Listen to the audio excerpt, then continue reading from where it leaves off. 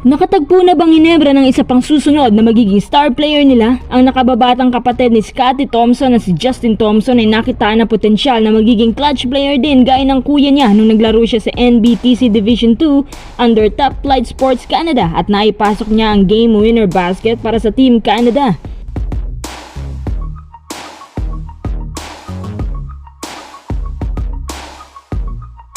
Willie Miller, hindi lang isang mentor ng Converge, kundi magiging isang head coach na ng Letra Knights.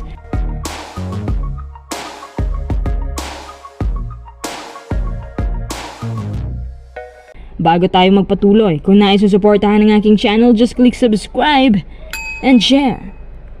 Nung napanood ng mga tao ang laban ng Echo Green versus Sports Canada at biglang naalala nila yung clutch na ginawa ni Scottie Thompson sa Ginebra na siyang ginawa din ng kapatid niya sa Smart Basketball Training Center. Ang laban ay ginanap sa Smart Arena.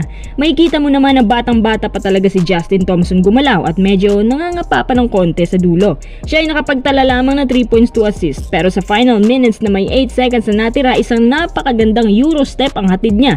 Plus sa 2.6 seconds na natira, nakasungkit pa siya ng foul. Pasok niya ito, dahilan para maselyuhan ang panalo ng Sports Canada.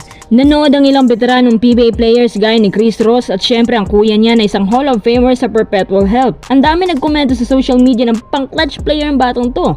Well, gaya ng sabi natin sa ngayon, konti pa lang abilities na nadiskubre sa kanya kasi nga bata pa siya. Pero base sa galaw niya, lalo na kapag motivated, meron siyang parang tatak NSD na galawan kasi pang buwis-buhay talagang ginagawa niya. Pinaka napansin ko sa kanya, bukod sa clutch player, magaling din siyang dumipensa. Ibang klase dumipensa, talagang agresibo.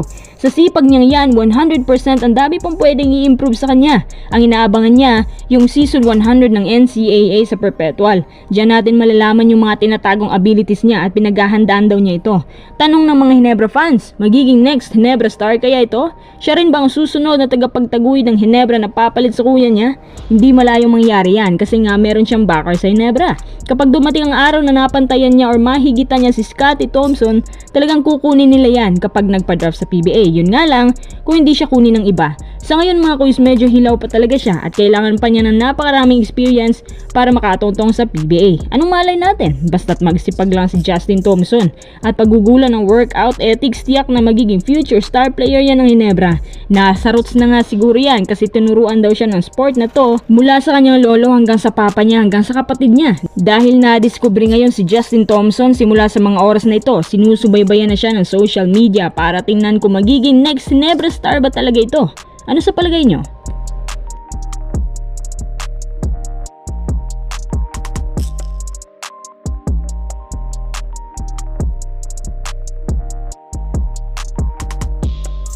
Tara, next update. Yung akala mo na uupo lang si Willie Miller sa bench bilang mentor ng Converge Boys pero magiging head coach na pala ng Letra Knights. Grabe. Napansin ko kay Miller, meron siyang sariling technique kung paano hindi nape-pressure yung mga bata niya. Kumbaga, tumira ka lang, bahala na hindi pumasok. At least sinubukan mo. Ganun si Miller. Pinakaunang fundamentals na tinuturo niya yung proper shooting, depende sa style mo. Lalo na yung perimeters. Para sa kanya sa panahon ngayon, yan ang pinaka-importante. Lalo sa era natin na halos puro outside shooting na lang. Para sa akin, bagay na bagay si Miller bilang head coach ng Letran. Alam naman natin ang Letra Knights, may pinangahawakang pangalan yan sa NCAA. Sila yung isa sa mga kinatatakutang team dyan, lalo na nung nandyan pa si Franyo na maangas. Masasabi ko na iba kung magdisiplina si Willie Miller kasi emotionally, physically talagang hanggang kaluluwa kaya kanyang turuan ng good game at good attitude. Package deal na tong si Miller. Anytime soon pwede nang pumalit. Tsaka base din sa naiwan niyang bakas sa PBA, isang legend din itong si Miller at kabilang sa 40 greatest players kaya alam niya ang tamang disiplina sa mga batang players. Teka, bakit nga ba papalitan ni Boss Al ang coach ng Letran? Siyempre hindi na raw effective ang system na pinapatakbo dito at outdated na rin masyado. Bakit naman si Miller ang napili? Yun nga para magkaroon din ng extra discipline ng mga players ng Letran at maturuan din sila ng bagong execution at makabagong plays. Mabigat na team ang dala ni Miller kaya hindi basta-basta ang trabahong tatanggapin niya. Naniniwala naman ako sa coaching abilities ni Miller at hindi na bago sa kanya to.